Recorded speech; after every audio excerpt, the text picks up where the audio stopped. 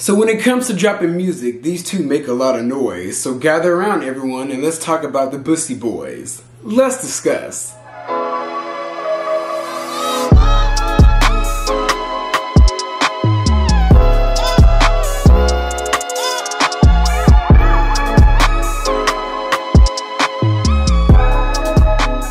What's up, y'all? It's your boy Beasley here. Hope you all are staying cool, calm, and collected out there. So I am back. I want to thank you guys all for being patient with me. And in order to kick off this video spree, this week I'm basically going to be playing catch up with all the hot topics that I missed out on last week. And I want to kick things off with talking about Saucy Santana and Lil Nas X, two problematic gays within the industry. So let's get into it, shall we? So starting off with Lil Nas X, he made a lot of buzz last week because he was snubbed by BET, as in he was not nominated for any BET Awards, which I think premieres next month. And the one thing that puzzled me and a lot of people were the fact that Jack Harlow, who is the residential white rapper right now, he was nominated for some awards, but yet Lil Nas X, who in my opinion is the one person that put Jack Harlow on, because you know Jack Harlow was featured in his Industry Baby song and that was a huge hit last year. Jack Harlow's nominated and Lil Nas X isn't, who's actually black. And we are questioning, what is the exact reason that Lil Nas X got snubbed by BET? Like, Lil Nas X was so pressed that he even made a whole entire diss track towards BET called FBT, FBT. FBT, FBT. I would cuss, but you know, I'm trying to, you know, play the game these days. I'm trying to get this channel to where it needs to be. But he made a diss track to BET, and then BET came out and they were like, oh no, we love Lil Nas X. We love him. Like, we love him. BET gave no rhyme or reason as to why he was not nominated for a single award on that show. But I know why. Because, you know, the beautiful thing about me is that I can see two sides of the same coin. I can see two different points of views. And for one, last year when he was nominated, he kissed a man on stage. He kissed a man on stage, and if you guys know how the black community rolls, the black community is extremely homophobic, just immensely homophobic. Even to this day, like, that's how this community rolls. Even though we've made strides and gotten a little bit better, like, there's still some old blood in there that is not going to be here for a gay man. And then on top of that, the other antics that came along with the song Montero, you know, the whole entire rollout with him in the music video twerking on the devil, like really shaking ass in the pits of hell. And then he released these devil shoes that had like real life human blood within them. It was a whole entire like devilish, like devil worshipping type of antic that he put on display that a lot of people let slide for some reason. I was not here for that at all. Like, we're Team God over here, but I'm not like a Jesus warrior, but bitch, I believe in God. Everybody else was cool with the fact that he was twerking on the devil, had that devilish imagery, and it's kind of like almost like a privilege that he even got to even perform that bullshit on the stage. And then the last thing is, you know, I can't really say too much about his last album, but his last album didn't really make that much buzz. Besides his song with Jack Harlow, Industry Baby, the Montero album, or whatever the name of his album was, like, it did not, like, it wasn't like a, it wasn't a hit album. I'm just gonna keep it all the way real. Like, maybe you guys liked his album, but I don't really see anybody in my vicinity talking about Lil Nas X's last album. But at the same time, I have to side with Lil Nas X in the fact that BET has a history of treating gay people wrong. I mean, for the longest, it felt like BET didn't even acknowledge the fact that there were gay black people. And coupled with the fact that years ago, this incident happened on the BET Awards where they shaded and snubbed B. Scott. If you guys don't know who B. Scott is, he is the queen mother of blogging. Like, he was the Shade Room before the Shade Room.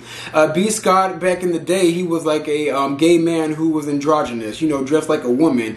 I think he's more like trans identified now. Like, I think he identifies himself as a trans woman, but back then he was a very flamboyant, like, feminine gay man. But back then, B. Scott was a red carpet correspondent. He was in a full face of makeup with the long hair, and he was giving interviews, and then they pulled him off the stage, and it was alleged that Stephen Hill, who was over BET at that time, didn't like the fact that they hired this feminine gay man to be on their screen, to be in in the presence of BET, basically like being the face of BET right now, giving the interviews basically. They pulled him off of TV, made him pull his hair back into a ponytail, made him take off his makeup and dress in his suit, basically like toned down his feminine appearance and like up the masculinity with him. And you could tell he felt uncomfortable, and then it led into a whole entire lawsuit, which I believe that he won.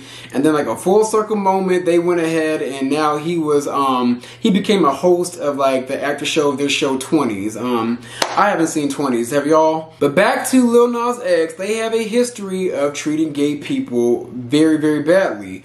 And this is another case where they're going to get bad PR for, once again, mistreating a black gay person, especially during Pride Month. It's like with BET and the gay community, like they take 2 steps forward and always take about a staircase back when it comes to representation and how they treat gay celebrities. I think the only thing else that they did recently was they allowed MJ Rodriguez to present an award at the last year's BET Awards. But other than that, it's like they've made baby steps with the gay community, but ultimately you can tell they don't really care. They do it for diversity and inclusion and for the pride dollars, basically. Y'all, ultimately, I'm rooting for both parties. I want BET to get back to the way it was back in the day, but ultimately it's not black owned anymore, so I highly doubt that's ever going to happen.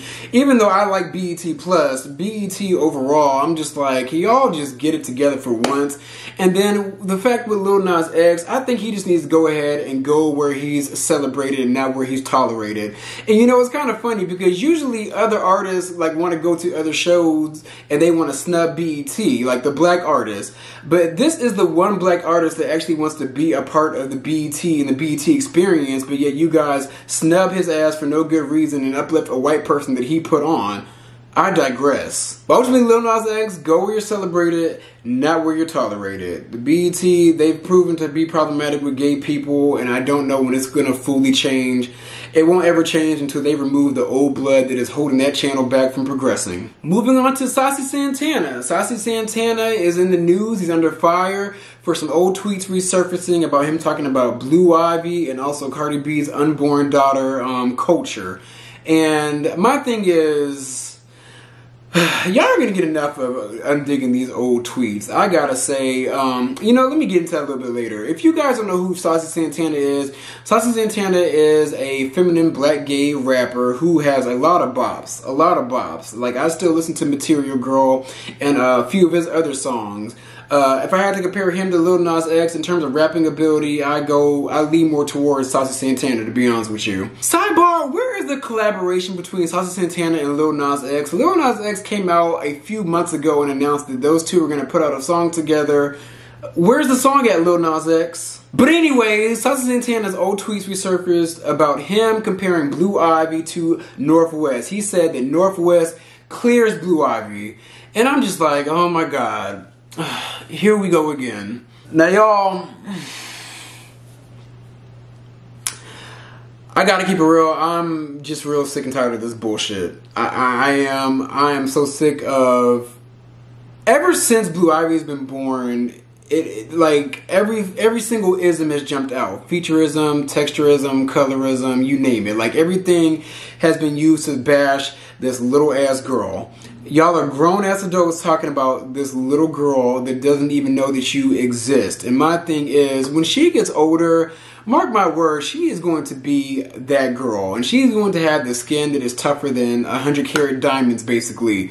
Like, I just feel for Blue Ivy, for her to grow up and see these damn tweets that are said about her, all because of, you know, she's thrust in the limelight without any, like, it wasn't her choice to be in the limelight. You know, her parents are the most famous people in the world. Like, she's going to be, like, under a microscope regardless. But my thing is, you guys talk bad about her because you feel bad about yourselves. Saucy Santana, you don't love yourself. You don't love yourself. I mean, I would feel bad too if I look like a cross between Rick Ross and Mrs. Potato Head without the wig. That's what you give. And you know, the fact that you are hurt on the inside about how you look and feel, you want to go ahead and take that out on somebody else that can't even defend themselves. He didn't even stop there. He even put out a tweet talking about how Cardi B should have an abortion because her child's going to be a product of Cardi B and Offset, who I guess in his opinion don't look up to par, even though both babies that they had are absolutely adorable, but whatever. And the thing that he really fucked up on is the fact that he doubled down. He doubled down on what he said in his tweets. Now, one thing that I do agree with was the fact that the people that pulled up the old tweets, they don't give a damn. They just want to prey on his downfall. And I agree with that. A lot of people bring up old tweets to prey on someone else's downfall because, you know, this man is on a high. He is like the one other like black gay man that is like being elevated in the industry finally. And now that he's there, bam, here comes the old tweets. But the thing is, you tweeted the shit and you doubled down on the shit. Now, me personally, I have respect for people that stand 10 toes down in their bullshit and what they say and how they think. But there's a whole entire phrase that David Chappelle came up with saying, when keeping it real goes wrong, this is about to go completely wrong. Like, you just got your feet wet in this industry and you're already like fucking up the waves. You may think you're invisible now, but baby, when I tell you, when you go against the queen, it's hard to get seen. It's hard to get things done. Ask Miss Carrie my bags to the Hilton. And I have immense love for Beyonce. The only thing that I don't like about Beyonce is the fact that she's above critique and above reproach, when in my opinion, nobody but God is above reproach. But that's just how things are in the industry. Like, you just don't go against Beyonce if you want to have a career in the music industry. Saucy Santana, I know it's not fair, but that's just how things are. Like, honestly and truthfully, when artists get signed or when they get big, I don't know why they just don't delete their old Twitter and start over. I mean, I'm about to do the same thing. I mean, really, my old Twitter is nothing but horoscopes and porn on it, basically. That's all that's left. But I will say, like, why don't these artists ever just delete their old Twitter and just start completely over? Like, that's all you have to do, and this will never happen to you. But yeah, y'all, ultimately, Saucy Santana and Lil Nas X are not the best representation for the gay community in the music industry, but at this point, this is all that we have. So I want to rock with y'all and ride with y'all if I can, but for the most part, I love y'all from afar. But let me know how you guys feel about this whole entire situation with Lil Nas X and Saucy Santana. Those are my views. Be sure to like, comment, and subscribe. I'm going to come back at you guys with some more content.